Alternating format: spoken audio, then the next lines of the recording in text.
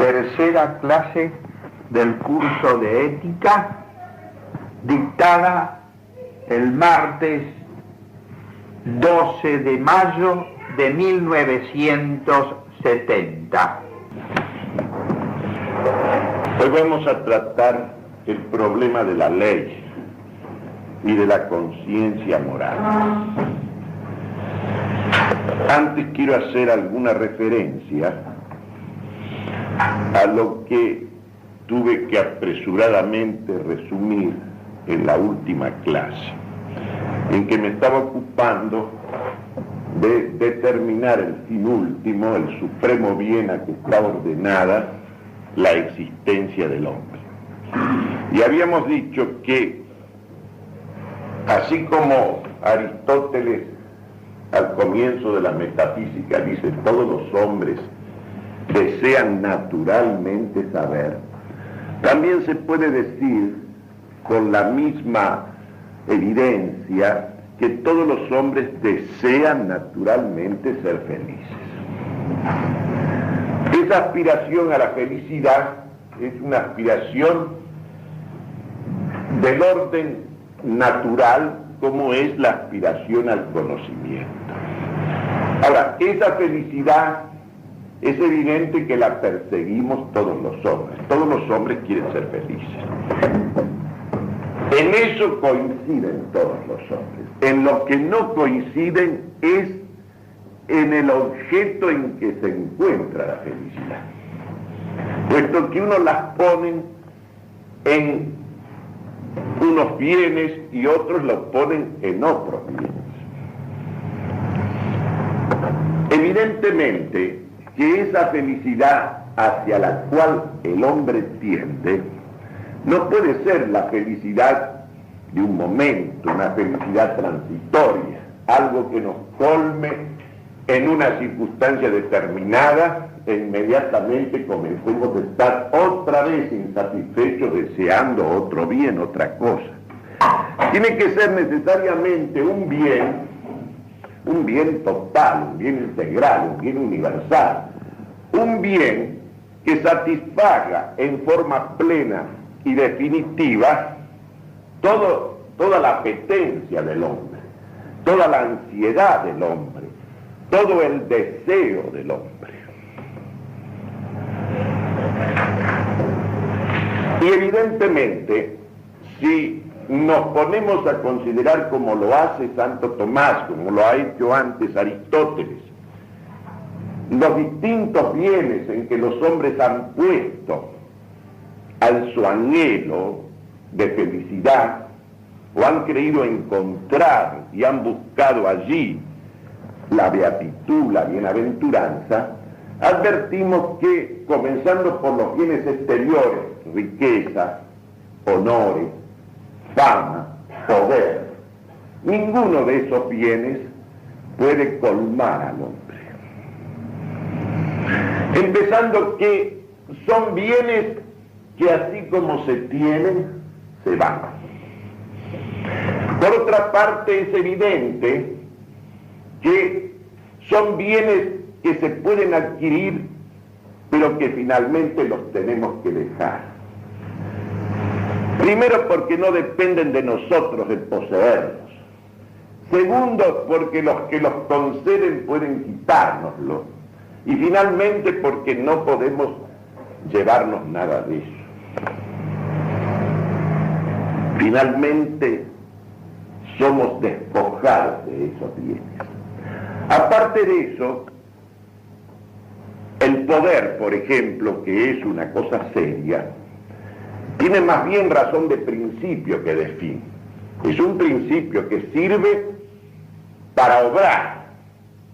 Y uno puede obrar bien y obrar mal, emplear bien ese poder o emplearlo mal. De tal manera que tampoco el poder, a pesar de que permite, cuando se lo usa bien, obrar cosas magníficas, no podemos decir que pueda ser un bien supremo. En cuanto a los bienes del cuerpo, comenzando por la salud, es una cosa que se tiene y se pierde, y que finalmente se pierde irremisiblemente. Aparte de que, como les decía el otro día, no estamos para semilla. Hay que morirse. Entonces, si tenemos que morir, uno se da cuenta que si bien hay que cuidar la vida, no podemos empeñarnos tanto en su cuidado como debemos empeñarnos en prepararnos para la muerte, que es una cosa realmente seria. Lo más serio que tiene la vida es la muerte de esta vida. Y piensen ustedes que hasta los filósofos paganos, un Sócrates, un Platón, consideraban que la filosofía era justamente la sabiduría que tenía como finalidad enseñarnos a morir, a saber morir. Y el placer, finalmente, como les decía, tampoco, porque el placer es más bien lo que culmina el florecimiento de un acto, la consecuencia de algo, de un bien que poseemos, que logramos, que alcanzamos. No es una cosa, digamos así, que tenga ella razón de fin último, que pueda tenerlo en ningún caso, y mucho menos los placeres corporales. Son efímeros, son transitorios, inclusive fatigan, de manera que quedan descartados. Los bienes del alma, que son bienes más altos, más consistentes, más persistentes, más elevados, como por ejemplo la ciencia, la sabiduría, la virtud, son evidentemente bienes que tienen valor de fines, pero no de fines últimos, ninguno de ellos.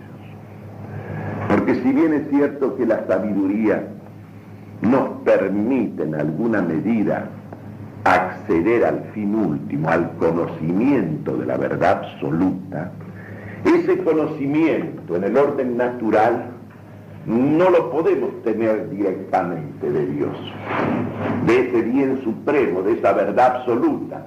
No lo podemos tener.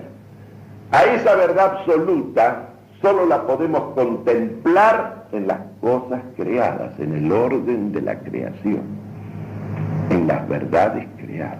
Porque hay dos maneras de conocer una cosa. Una es ir de la causa al efecto, del principio a la consecuencia, que sería la manera más normal, la más perfecta del punto de vista de la ciencia. Y otra es ir del efecto a la causa. En el caso del conocimiento de Dios, nosotros no podemos, digamos así, naturalmente, sino llegar a la idea de Dios, a la verdad de Dios, de su existencia, sino a través de sus efectos, a través de las criaturas, a través del orden creado. Evidentemente ese orden creado, ese maravilloso orden creado por Dios, que hasta en sus disonancias tiene precisamente, nos da razón de ese orden, hasta eso lo alcanzamos, digamos así, alcanzamos a través de ese orden la necesaria existencia de un ordenador, pero nosotros no podemos llegar a él mismo, siendo que el fin último, que el bien supremo es evidentemente la visión de Dios. Pero como esa visión de Dios solo lo podemos tener en su misma luz, puesto que la luz natural de la razón es tan pequeña, tan insignificante, tan limitada, nosotros no podemos alcanzar eso que nos colmaría. Alguna intuición de esto tuvieron los maestros griegos, esto de ese ideal del sabio, eso de que la felicidad suprema estaba en la contemplación de la verdad, la contemplación de Dios, del acto puro, el motor inmóvil del bien supremo. Sabían que ese era el camino y estaban efectivamente en el camino, pero evidentemente el hombre no puede acceder a esa contemplación en su misma luz. Y en esta vida eso es absolutamente imposible, además. Por eso dice San Agustín tan maravillosamente en las confesiones, dirigiéndose a Dios, que yo te vea, que yo muera para no morir. Porque lógicamente ese moriar ne moriar quiere decir que yo muera para no morir, porque si muero y te veo, ya es la vida plena y perfecta a la cual quiero llegar. En consecuencia, la bienaventuranza es cosa del alma, porque es cosa que tiene que ver con esas potencias superiores del alma humana que son la inteligencia y la voluntad. Pero evidentemente el objeto, ese bien supremo, a pesar de ser algo que está, digamos así, en el término final de esas potencias superiores del alma, es algo que la trasciende absolutamente, que la sobrepasa absolutamente. El mismo Agustín lo dice también con esa finura insuperable. Él dice, hablando de Dios, eres más íntimo en mí que lo más íntimo de mí mismo, pero estás en mí, sobre mí. Son juegos de palabras, pero es la única manera en que el lenguaje humano puede decir cosas de Dios. Como aquello otro que él mismo dice también en las confesiones. ¿Qué podemos hablar cuando hablamos de ti, oh mi Dios? Sin embargo, si los que hablan no hablan de ti, están mudos. Si los que hablan no hablan de ti, están mudos. ¿Qué podemos decir? ¿Qué podemos hablar de ti cuando hablamos de ti? Sin embargo, cuando hablamos y no hablamos de ti, es como si no dijéramos nada. Porque ese conocimiento, aún ese conocimiento natural, oscuro, indirecto, reflejo, negativo, analógico que nosotros tenemos de Dios, vale infinitamente más que las ciencias matemáticas y experimentales más perfectas y acabadas. Porque esas ciencias nos dan verdades para usar nosotros. Y esa verdad que conocemos así oscuramente, aún a la luz natural, esa tiene razón de fin último y es para servirla a nosotros. En consecuencia, solo Dios puede colmar la inteligencia y la voluntad humana. Y la última y perfecta felicidad o bienaventuranza o beatitud consiste en la visión de Dios. Ahora bien, esto quiere decir que en realidad el hombre es una criatura racional y libre. Es una criatura capaz de llevarse a sí misma a donde tiene que ir, que en eso consiste su libertad, de llevarse lúcidamente, reflexivamente, deliberadamente, pero es una criatura. Por eso está encuadrada en un orden que ella no ha creado y a la que ella debe encuadrarse, en ese orden debe encuadrarse. Solo que se encuadra no como aquel que se mueve por instinto, se encuadra libremente. Por eso Santo Tomás dice, si la criatura no es su misma existencia, y ninguna criatura puede ser su misma existencia, puesto que esa existencia le ha sido dada, entonces quiere decir que no es capaz de obrar por sí sola. Siendo libre, tiene razón de causa de sus actos, pero no razón de causa primera, Solo puede tener razón de causa primera de su obrar aquel que es su misma existencia. Todos los otros seres que son creados, en esos seres el obrar sigue al ser. ¿Y qué significa que el obrar sigue al ser? Que ya somos lo que somos y que nuestro obrar está encuadrado y está en su forma y en su fin. Esto es fundamental de darnos cuenta. El hecho de ser criatura, aunque sea esa imagen y semejanza de Dios, hace que nosotros recibamos un ser que no nos lo hemos dado y un fin al cual estamos ordenados y ha de encaminarse nuestro obrar. Pero ustedes se dan cuenta que en nosotros el obrar debe seguir al ser que somos. Y ese ser que somos es algo que nos ha sido dado. Lo natural es lo que es dado. Por lo tanto, nosotros no somos dueños ni de nuestra naturaleza, ni del fin para el cual existimos. Porque para eso tendríamos que ser Dios mismo, la existencia misma. El ser que es, como se llama Dios a sí mismo en el Éxodo. Yo soy el que soy, Él es el que es, en tercera persona es el único. Los demás somos esto o aquello, Él es el que es, nadie más. Esto es fundamental. Por eso nosotros dependemos de Dios de nuestro ser.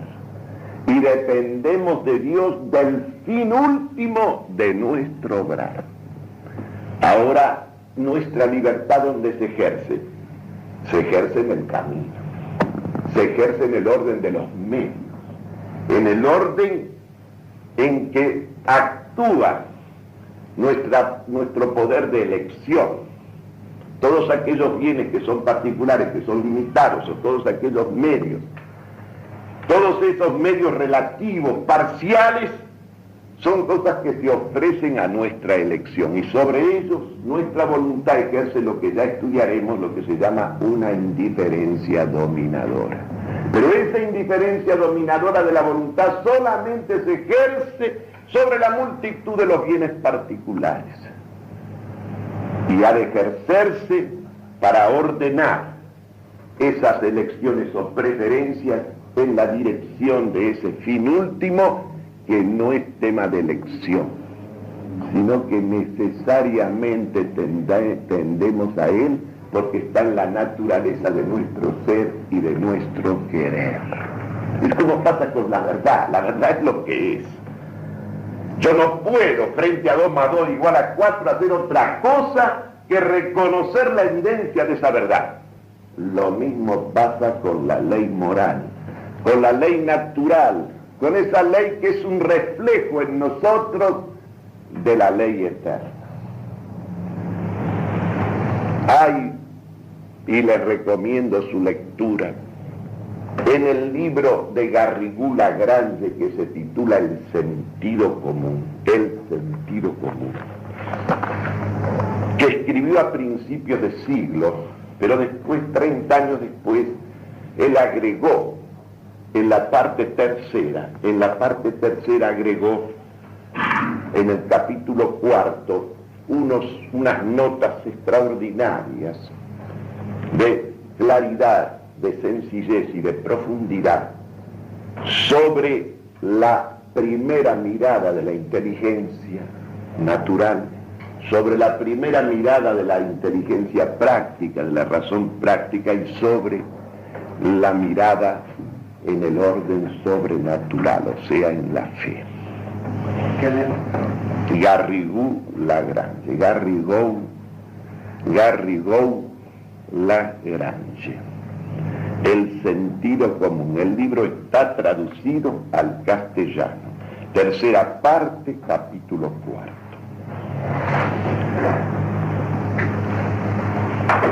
Lo recomiendo por la sencillez, por la claridad meridiana, porque evidentemente la filosofía es el mismo sentido común, reflexivamente, críticamente asumido.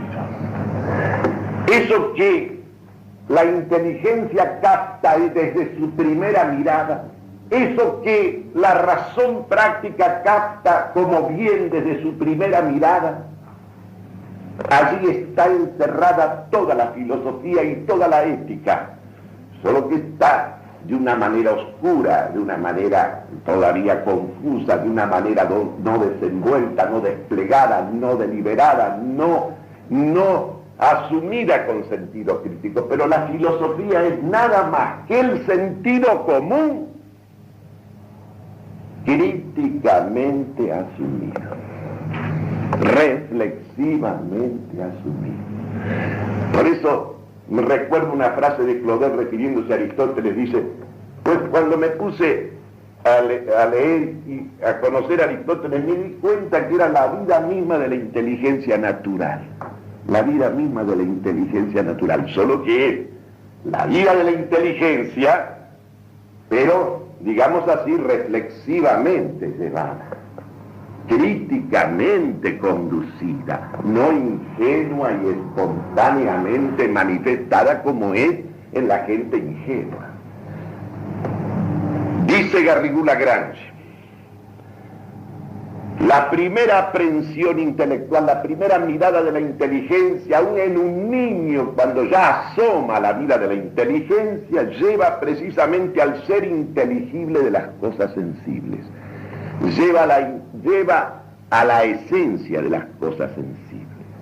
La inteligencia tiene así, dice, un primer contacto con las cosas, una primera noción oscura del ser y de los principios que están implicados en el ser, que luego se van a desplegar en la lógica, en la ontología, pero ya están encerradas en esa primera mirada. Y por eso ustedes ven que en el lenguaje común, en el lenguaje vulgar, primero, cuando una persona dice, vayamos al grano, no se me vaya por las ramas, ¿qué le está diciendo? Vayamos a la esencia y no se me escape usted por la línea de los innumerables de los accidentes.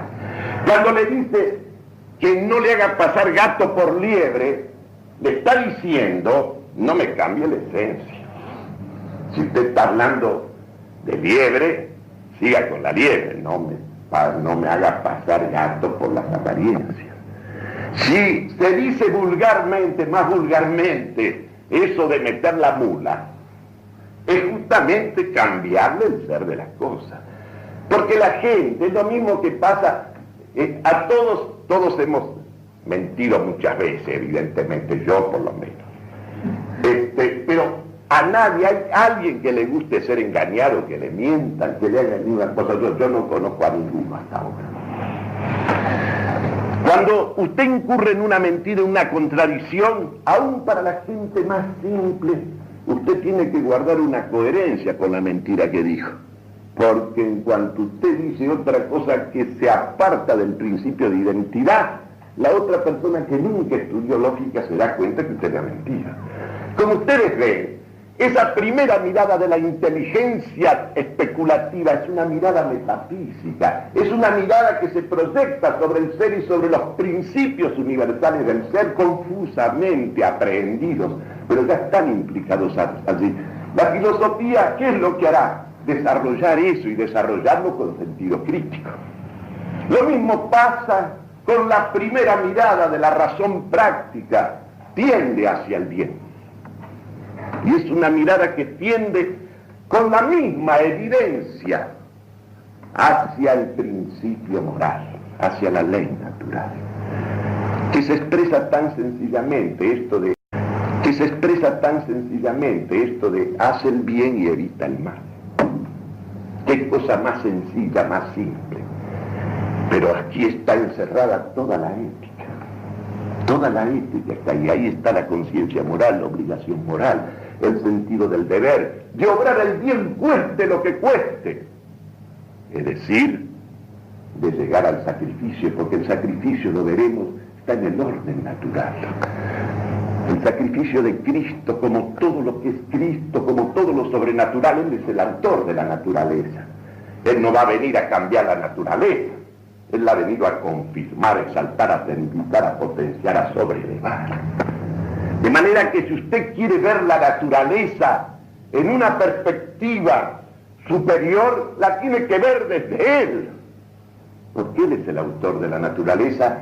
Y esa naturaleza caída, esa naturaleza contrahecha por el pecado, Él la ha venido a restaurar como naturaleza y a sobrelevarla, uniéndola de nuevo a Dios. Porque fuera de Dios la naturaleza se degrada como tiene que ser. Es una cosa sencilla de ver. Y este sentido de la ley moral, de la ley natural, esto que es la voz de la conciencia que todos tenemos y que además se manifiesta en nosotros con esa misma objetividad, con esa misma, diría yo, trascendencia en la intimidad misma, en la inmanencia misma del sujeto que piensa, del sujeto que quiere. Es evidente que uno tiene el sentido, con toda evidencia, de la presencia en él de una ley que le permite saber lo que hace y juzgar acerca de lo que hace. ¿De dónde sale ese juez? Ese juez imparcial, ese juez objetivo, ese juez honesto, que hasta en los enfermos mentales surge, a pesar de todos los empañamientos y oscurecimientos de la mente, de la vida psíquica y somática. A pesar de todo eso, vemos surgir esta conciencia moral, con esa apreciación certera, objetiva, evidente. Has hecho mal, has obrado cobardemente, vilmente. Uno a veces tiene que arrastrar toda la vida un momento malo que ha tenido. No se lo saca mal encima, aunque lo haya absuelto el sacerdote, todo ahí está. Ahí está, y la conciencia está allí, dictándole su juicio inexorable. ¿Cómo vamos a discutir la existencia de la conciencia moral? ¿Y cómo vamos a discutir esta ley natural? Esta ley que lógicamente el hombre accede en la plena luz de la evidencia desde la primera mirada de su inteligencia práctica. Por lo mismo que el hombre es una criatura racional. Y como criatura racional, como criatura inteligente y capaz de querer, y el querer sigue al conocer, evidentemente. Porque nadie puede amar lo que no conoce, nadie puede querer lo que no conoce. Ahí es una prioridad evidente, una prioridad que le dará, a mi juicio, la razón siempre a Aristóteles y Tomás contra los escotistas y todos los voluntaristas habidos y por haber de todo tiempo. No porque la voluntad no tenga primacía en alguna instancia desde que ella nos mueve a pensar, pero lógicamente la especificación del bien, de la forma, del orden, es obra de la inteligencia. La inteligencia es para ordenar y la tarea del sabio es para ordenar.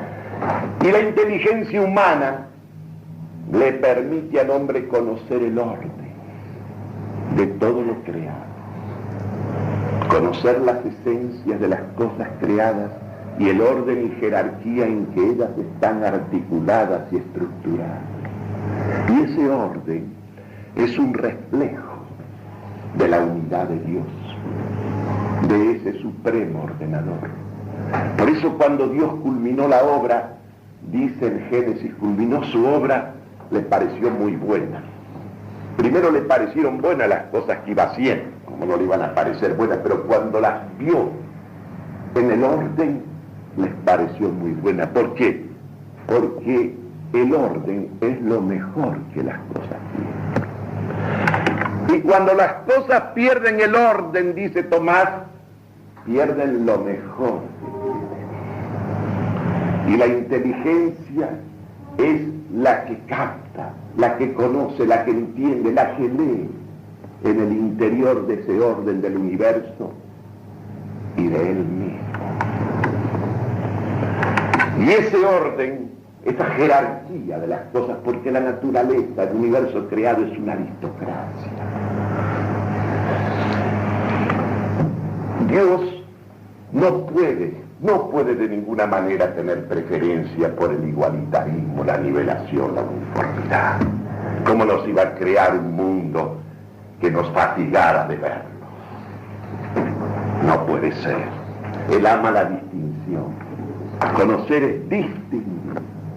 Y como les decía el otro día, en la última distinción de un ser, ahí está su principio. ahí está su distinción, su rango ontológico. Mientras yo me quedo en el hombre con el animal, no conozco más sino una forma que él tiene en común, algo que tiene en común con otros seres que no son hombres. Recién cuando llego al conocimiento de la razón, de su alma racional, de su alma inteligente y capaz de creer, recién me encuentro con el hombre. Y esa distinción es lo mejor que el hombre tiene. Y entre todos los seres, todos están ordenados según su rango, según su ser, de tal manera que también todos apuntan y se encuadran y convergen hacia lo mejor. Por eso la voluntad que sigue la inteligencia, cuando actúa libremente, es una preferencia reflexiva de lo mejor, como la denominó Aristóteles. De la misma manera que la actividad de la inteligencia es también como una preferencia de lo mejor. Es el conocimiento de la última distinción. Cuando Platón en el Tetetos analiza el sentido de la definición, él dice, recién llegamos a la definición de algo cuando hemos alcanzado su última distinción.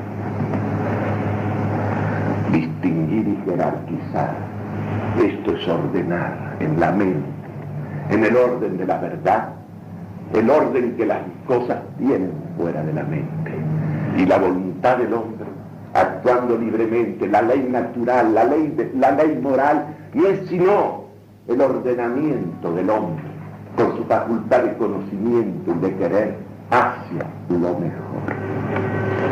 ¿Y quién es el mejor? El mejor entre los mejores. El principio de toda distinción, de todo lo que es bueno, es aquel bien supremo, es aquel mejor entre todos, es aquel distinto entre todos. Esto es una cuestión fundamental. Además nos permite comprender una cosa sobre la cual quiero insistir, y por eso vamos a comentar un texto de Kant, porque tenemos que referirnos, claro, a alguien que ha pretendido y que ha tenido además una proyección universal y la tiene todavía, distorsionar estas verdades del sentido común que la filosofía elabora críticamente. Y ha pretendido precisamente que una autonomía de la voluntad humana, de la criatura humana, que solo podría corresponder a aquel ser que es su misma existencia. Porque en todos los demás seres, repito, que son creados, la actividad sigue al ser, la operación sigue al ser, según es obra. Y eso que es, no viene de él, le ha sido dado. Pero mire, entonces, ¿qué ocurre? Lo acabamos de ver. El fin último no puede ser la voluntad misma, ni algo de la voluntad, ni algo que está en el querer mismo, sino es algo hacia lo cual tendemos. Como la flecha disparada por el arquero hacia un blanco. Ese blanco no lo hemos puesto nosotros, nos ha sido puesto. Y las potencias para llegar lúcida y libremente a él nos han sido dadas. En nuestra mano está, en cierta medida, movernos en esa dirección, llevarnos en esa dirección. Pero fíjense el lenguaje de Kant, que ha inficionado toda la filosofía moderna, toda la filosofía contemporánea, incluso el pensamiento vulgar que divulgan los diarios, el criterio de la gente, a veces hasta la gente católica. Esto se ha metido en la iglesia también hasta el punto que hay gente que cree que el acto moral es obrar libremente, obrar con libertad, no obrar lo que se debe obrar, que es más principal que obrarlo libremente. Porque el fin tiene prioridad sobre todo. Dice Kant, en los fundamentos de la metafísica de las costumbres, que viene a ser como un prólogo a su crítica de la razón práctica. Dice, la autonomía de la voluntad es esa prioridad de que la voluntad tiene de ser para sí misma su ley. Observen bien.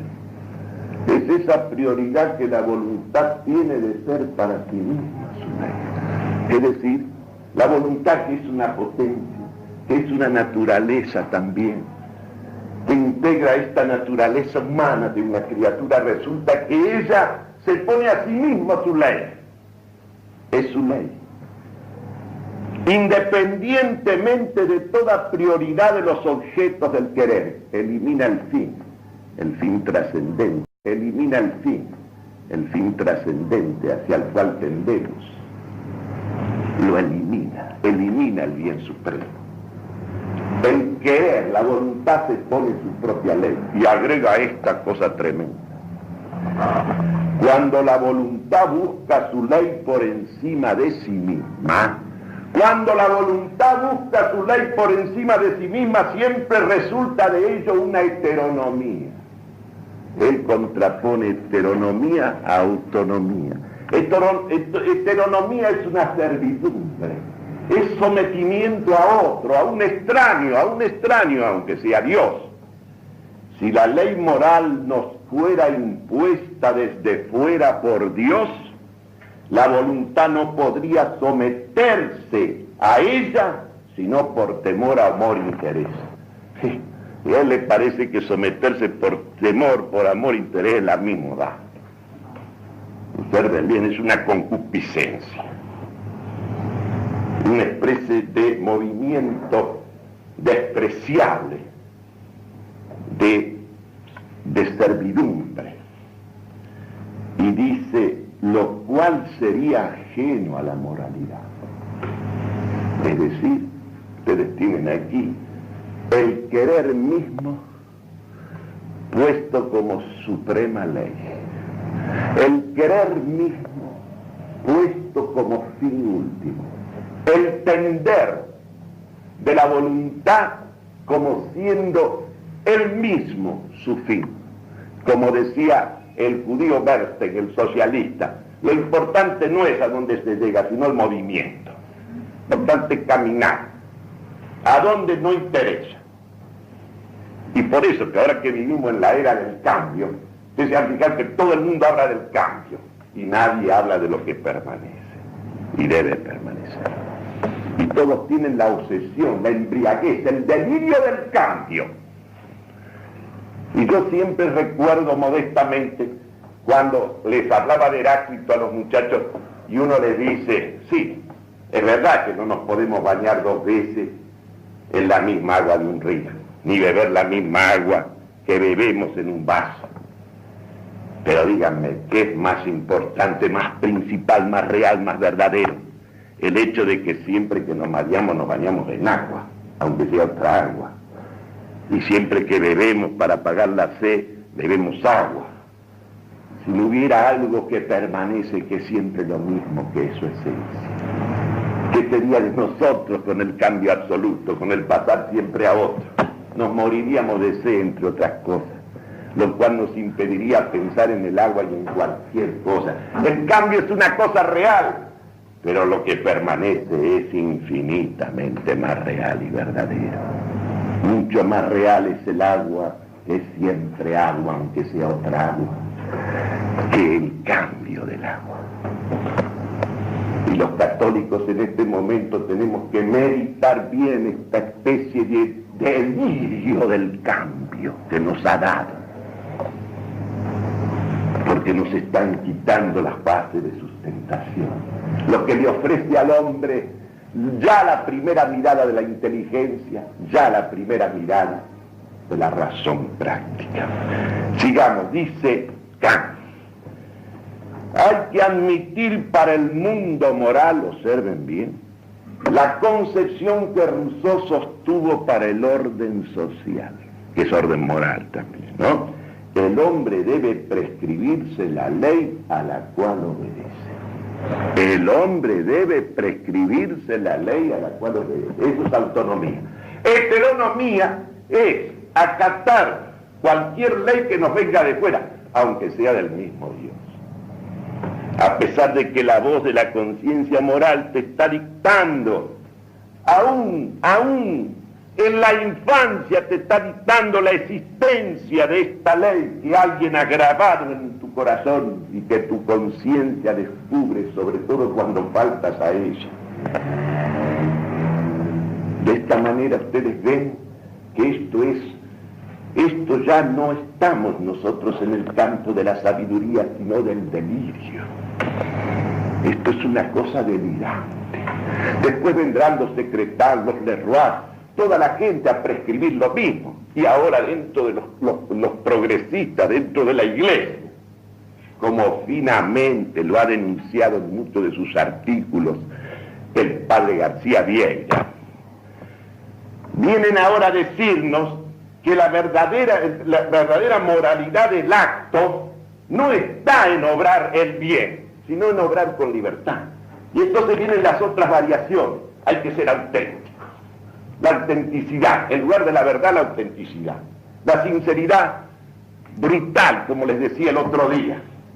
La liberación de los instintos, todo eso son sucedáneos de esta cosa monstruosa que significa plantear la voluntad, el querer, la buena, así sea la buena voluntad como el fin último, como el bien supremo. Es un verdadero delirio, es una verdadera locura,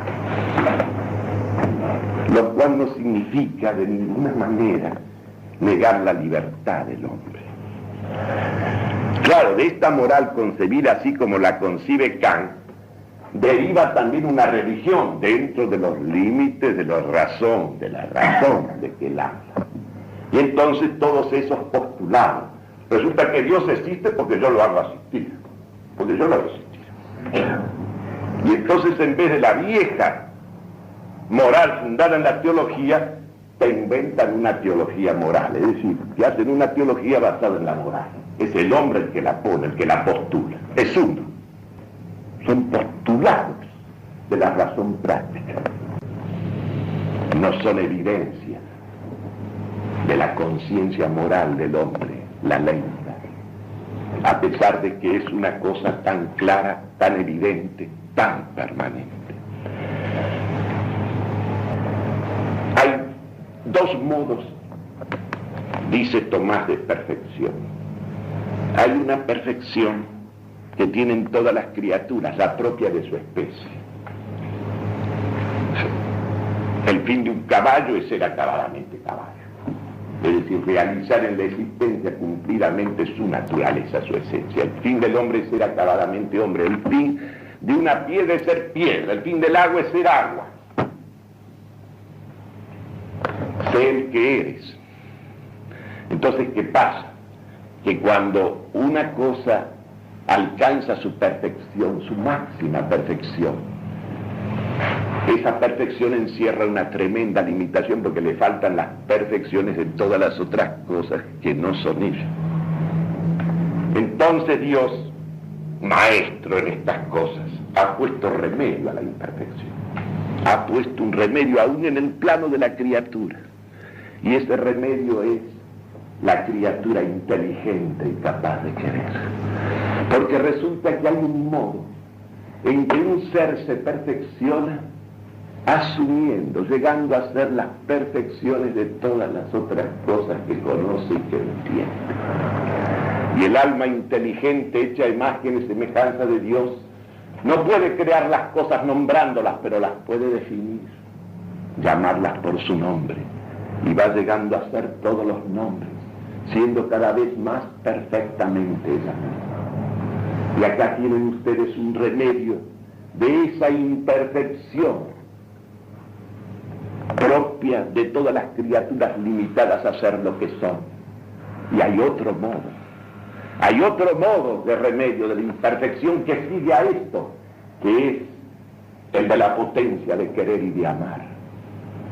Porque así como el conocimiento te saca de ti mismo y te lleva a las cosas, y te hace ser las cosas lo que ellas son, permaneciendo tú el que eres y cada vez más el que eres a medida que conoces lo que las cosas son, y te vas haciendo el universo mismo como verdad de ese universo, en el amor también resulta que el que ama, el acto de amor, la perfección del ser capaz de amar, no es ni siquiera reproducirse, es darse, es hacer don. Porque el sentido del bien, que es perfección del ser, es la comunicación, la difusión. la irradiación. Un ser cuanto más perfecto es, más desborda de sí mismo, más se brinda. Todo bien, cuanto más bien es, más difusivo es. Por eso el más difusivo de todos es la verdad, que es docente. ¿Qué quiere decir que la verdad es docente? Que la verdad es, casi diría, infinitamente comunicable, participable por todas las criaturas, que la pueden, como diría Agustín, abrazar todos, toda a la vez. Quieres dar un pan, lo tienes que dividir en tantos como son aquellos a quienes se los distribuyes y te quedas sin el pan. Pero si das el pan de la verdad, cuanto más lo das, más lo recibe entero cada uno que lo entiende y más te perfeccionas en ese bien. No solo no lo pierdes, lo ganas. Por eso ya vamos a estudiar el problema del sacrificio. ¿Acaso uno frente a ese crucificado, o hasta cuando en una película ve, aunque sea una fantasía o una realidad, ese campo de batalla donde Custer ha caído, o Custer, con toda su gente, y hasta el jefe indio, está bien hecho, con sentido, no puede menos ante esos hombres que han combatido hasta el último hombre muerto, que ir a recorrer ese campo pasmado de la grandeza, de la fuerza, de la presencia del ser que desborda por una sobreabundancia plena, justo en el fracaso, punto, en la derrota. En esa derrota de lo material que está para desintegrarse, vemos emerger la fuerza, la pujanza del ser, y sale de allí una ejemplaridad, una cosa que irradia, que levanta, mueve a la perfección a los seres en una medida incomparable. Ya continuaremos.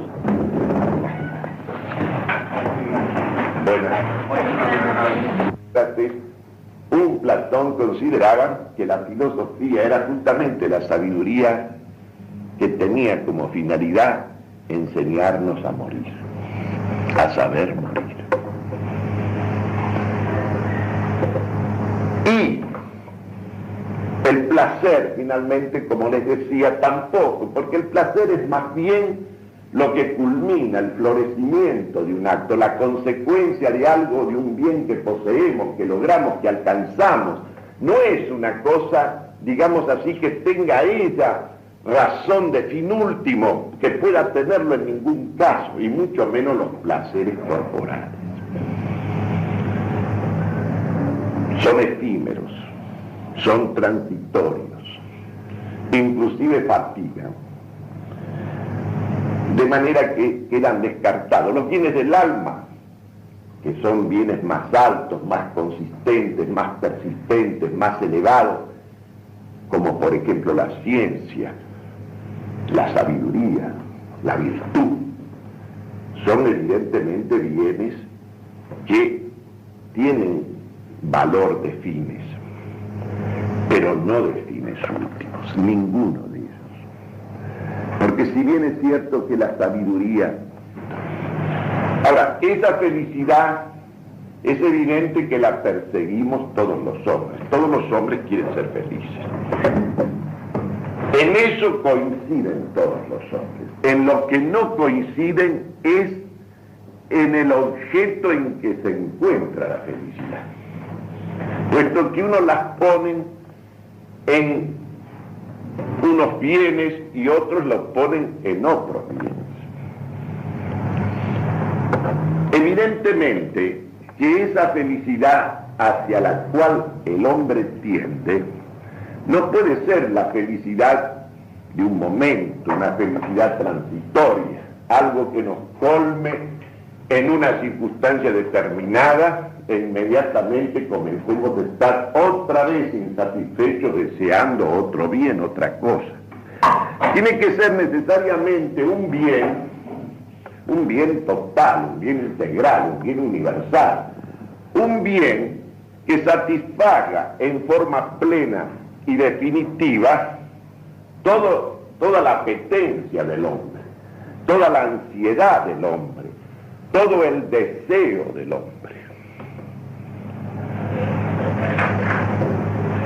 Y evidentemente, si Tercera clase del curso de ética, dictada el martes 12 de mayo de 1970.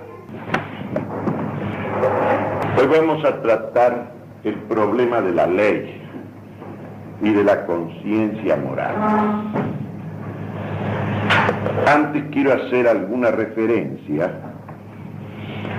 a lo que tuve que apresuradamente resumir en la última clase, en que me estaba ocupando de determinar el fin último, el supremo bien a que está ordenada la existencia del hombre. Y habíamos dicho que, así como Aristóteles al comienzo de la metafísica dice todos los hombres desean naturalmente saber, también se puede decir con la misma evidencia que todos los hombres desean naturalmente ser felices. Esa aspiración a la felicidad es una aspiración del orden natural, como es la aspiración al conocimiento. Lo que es una cosa seria tiene más bien razón de principio que de fin.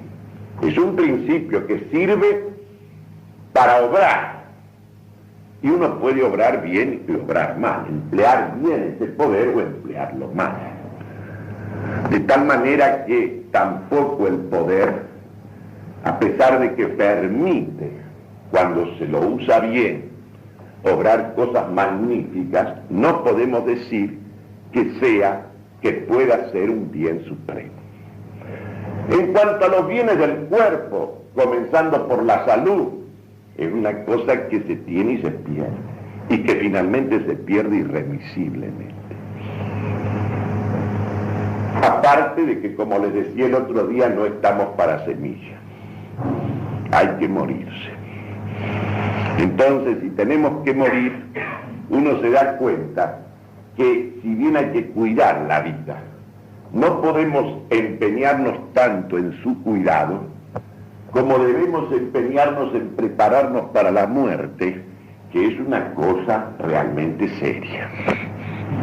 Lo más serio que tiene la vida es la muerte de esta vida. Y piensen ustedes que hasta los filósofos paganos, un Sócrates, nos ponemos a considerar, como lo hace Santo Tomás, como lo ha hecho antes Aristóteles, los distintos bienes en que los hombres han puesto al su anhelo de felicidad, o han creído encontrar y han buscado allí la beatitud, la bienaventuranza, advertimos que, comenzando por los bienes exteriores, riqueza, honores, fama, poder, ninguno de esos bienes puede colmar al hombre. Empezando que son bienes que así como se tienen, se van. Por otra parte, es evidente que son bienes que se pueden adquirir, pero que finalmente los tenemos que dejar. Primero, porque no dependen de nosotros el poseerlos. Segundo, porque los que los conceden pueden quitárnoslo. Y finalmente, porque no podemos llevarnos nada de eso. Finalmente, somos despojados de esos bienes. Aparte de eso, el poder, por ejemplo,